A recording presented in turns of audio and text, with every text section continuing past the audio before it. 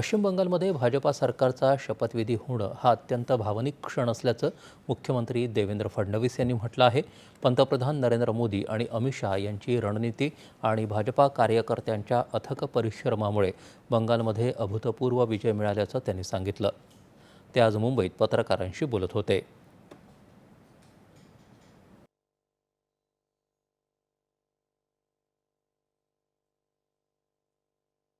माझ्यासारख्या भाजपच्या कार्यकर्त्याकरता हा अतिशय भावनिक क्षण आहे.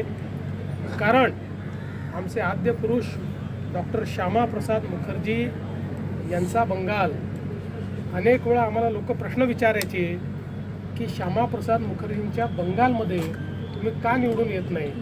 त्यावेळी आम्हाला देखील मनातलं दुःख व्हायचं. पण मोदीजींच्या नेतृत्वात आणि आमचे होम मिनिस्टर साहेब यांनी जी काही सगळी स्ट्रॅटेजी केली, बंगालमध्ये जे काही आमचे शुभेंदुदा आहेत, आमचे तिथले अध्यक्ष आहेत, या सगळ्यांनी जे काम केलं त्यामुळे एक अनप्रेसिडेंटेड अशा प्रकारचा विजय हा बंगालमध्ये मिळालेला आहे. तामिळनाडूत द्रमुक आणि काँग्रेस या इंडिया आघाडीतील दोन पक्षांमध्ये मतभेद झाल्याच्या प्रश्नावर बोलताना मुख्यमंत्र्यांनी इंडिया आघाडीवर टीका केली. इंडिया आघाडी ही अनैसर्गिक प्रकारची युती होती आणि या आघाडीचा अजेंडा भारतातल्या जनतेनं नाकारल्यामुळे इंडिया आघाडी फुटायला सुरुवात झाली, असं ते म्हणाले. ही तशीही पूर्णपणे अनैसर्गिक अशा प्रकारची युती होती.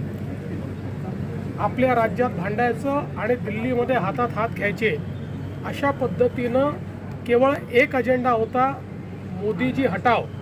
पण तो अजेंडा भारतातल्या लोकांनी नाकारल्यामुळे इंडिया आघाडी फुटणार होती, ती फुटायला सुरुवात झालेली. तमिळनाडूमध्ये सर्वात